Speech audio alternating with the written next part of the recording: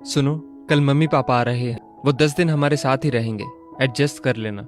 मयंक ने स्वाति को बेड पर लेटते हुए कहा। स्वाति जवाब में बोली, कोई बात नहीं, आने दीजिए, अब की बार शिकायत का कोई मौका नहीं मिलेगा। रात काफी हो चुकी थी। स्वाति ने लाइट बंद कर दी और दोनों सो गए। सुबह जब मयंक की आंख खुली तो स्वाति बिस्तर पर नहीं थी। वो इधर उधर देख ही रहा था। कितनी देर में स्वाति ने गर्मा गर्म चाय की प्याली मयंक के आगे कर दी और कहा, चाय ले लो। मयंक बोला, अरे तुम आज इतनी जल्दी नहा ली?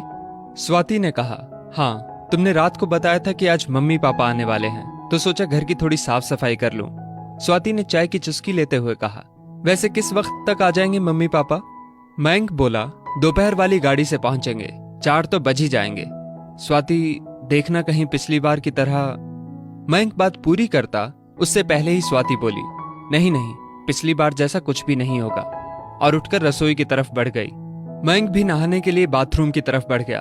नाश्ता करने के बाद मयंक ने स्वाति से पूछा, तुम तैयार नहीं हुई, क्या बात है? आज स्कूल की छुट्टी है क्या?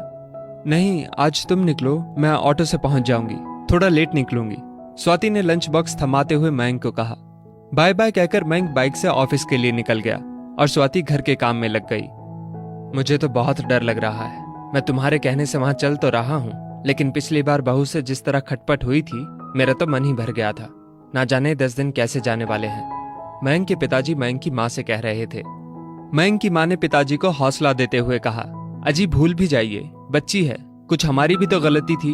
हम भी तो अपनी बहू से कुछ ज्यादा ही उम्मीद लगाए बैठे थे। उन बातों को साल भर बीत गया है, क्या पता कुछ बदलाव आ गया हो। इंसान हर पल कुछ नया सीखता है, क्या पता कौन सी ठोकर किसको क्या सिखा दे। मयंक की माँ ये कहकर चुप हो गई और बीते पल याद करने लगी। 2 भाइयों में मयंक बड़ा था और विवेक छोटा। मयंक गांव से 10वीं करके आगे पढ़ने के लिए शहर आ गया, पर विवेक पढ़ाई में कमजोर था, इसलिए गांव में ही पिताजी का खेती बाड़ी में हाथ बटाने लगा। मयंक बीटेक करके शहर में ही नौकरी करने लगा। स्वाति से कोचिंग सेंटर में ही मयंक की जान पहचान हुई थी। ये बात मयंक ने स्वाति से शादी के कुछ दिन पहले बताई। पिताजी कितने दिन तक नहीं माने थे इस रिश्ते के लिए।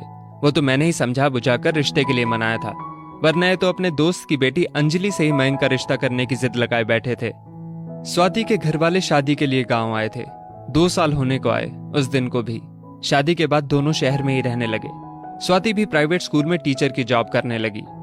पिछली बार जब गांव से आए थे तो मन में बड़ी उमंगे थी, पर 7-8 दिन में ही बहू के तेवर और बेटे की बेबसी के चलते जल्दी गांव वापस जाना पड़ा था।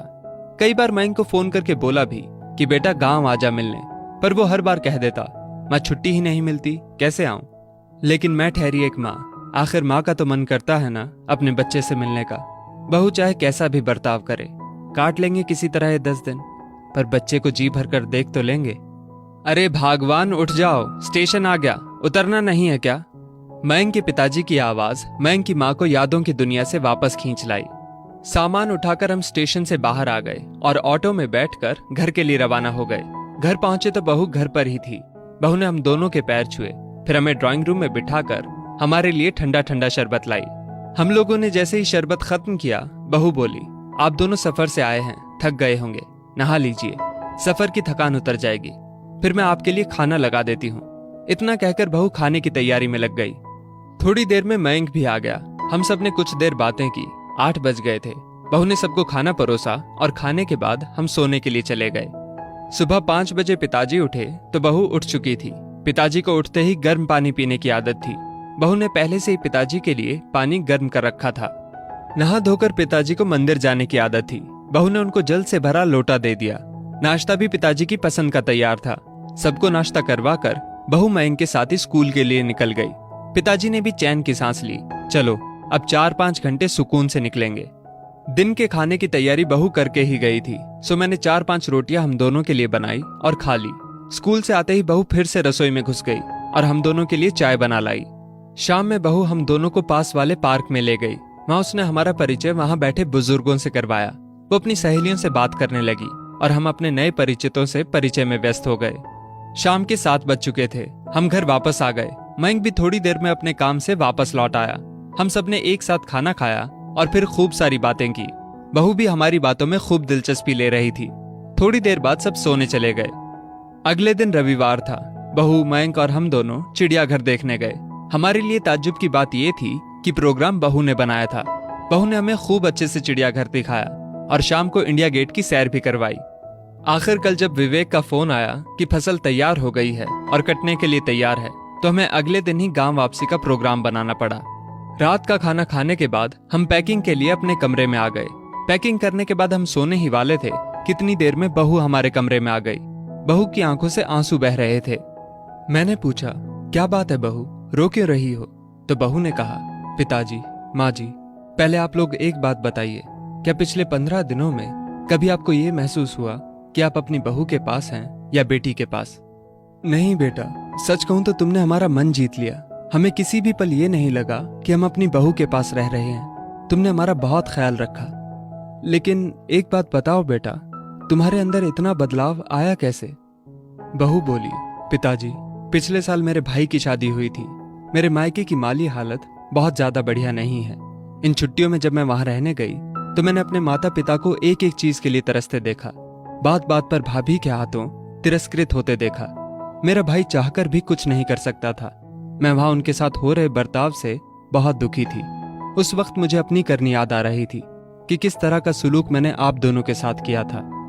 किसी ने ये बात सच ही कही है कि जैसा बोओगे वैसा काटोगे।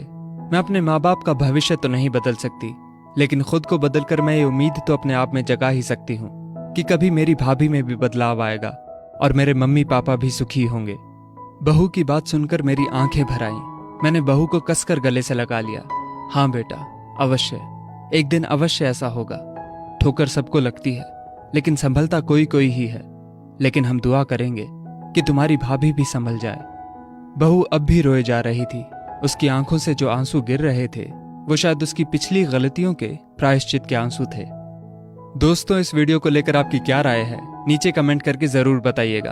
और अगर आपको ये वीडियो अच्छी लगी हो तो इस वीडियो को लाइक करिएगा, शेयर करिएगा ज्यादा से ज्यादा लोगों तक। और ऐसी ही और भी इंस्पिरेशनल वीडियोस के लिए सब्सक्राइब करें हमारे YouTube चैनल को और Facebook पर फॉलो करें हमारे पेज को।